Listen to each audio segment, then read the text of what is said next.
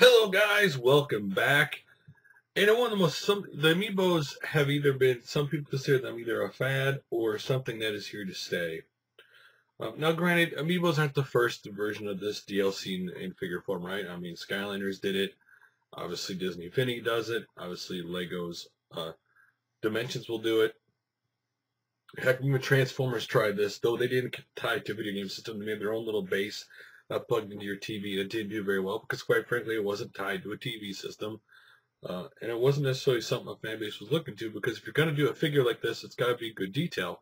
And while I was not sold on, for example, the Skylanders when they first came out, actually playing it, the Skylander Giants would be the first time I played it. And the figures are actually highly detailed, and we enjoyed it. But a lot of people wonder, is this a fad?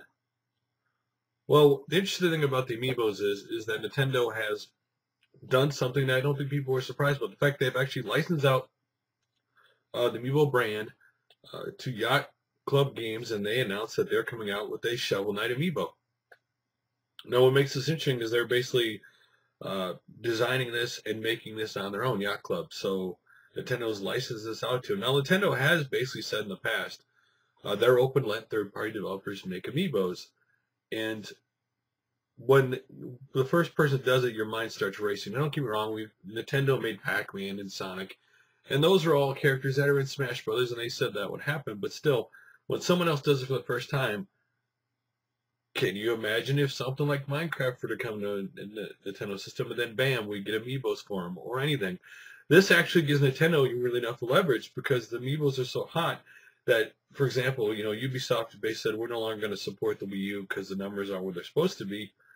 Would this be able to entice people back? Now, not short term. Obviously, this more long term. I mean, enticing them back more with the NX, I would say, because even if PlayStation and Xbox both bought into this, and even if we saw this for the next iteration of their systems, that gives Nintendo a whole generation ahead of them.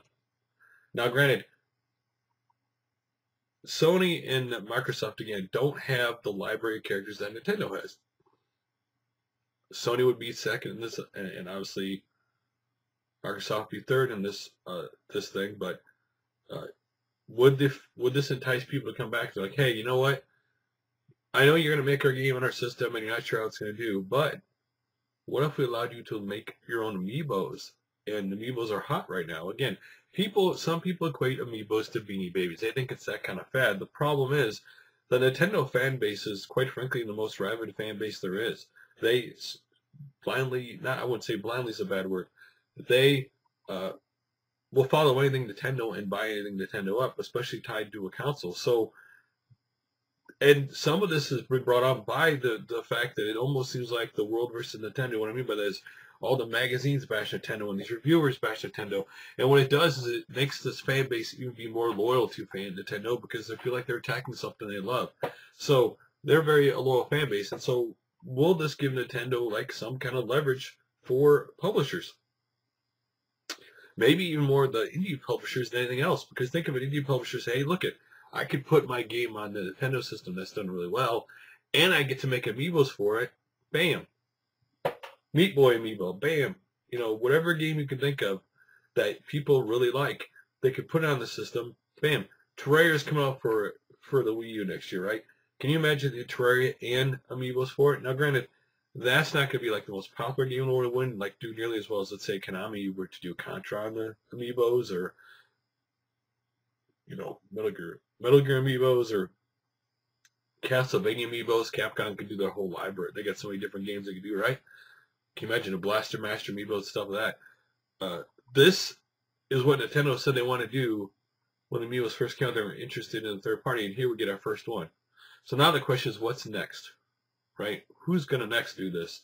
Again, sometimes it takes a small publisher to jump in it and open the floodgates for everybody else. The fact that Yacht Club Games does it first, and if their Amiibo does really well, this is going to start making other people think, because, again, it's all about business, and business says, well, if they do very well, can you imagine if our well-established character would do better than Shovel Knight? And in some weird way, Shovel Knight kind of fits with Nintendo if you've ever played the game and how much it looks like an older school game. So, What do you guys think about the Shovel Knight Amiibo coming out? What do you think about the possibility of future third-party Amiibos coming? Again, the weird thing you go into this is, I know some people don't necessarily want to see it open to the point where you get Skylander Amiibos, even though we already have Amiibos in Skylanders from Nintendo, or Cross, but it's there. And for game people, it's all about making money. I mean, even though Lego has Lego Dimensions, don't think Lego would be able to, you know what, if we could just make 1 or 2 Legos for the Amiibos, that would help us out even more. It's a possibility. Anyway, love to hear guys' opinions like this. I have talked enough about this subject, and I will make another video soon for you guys. Later.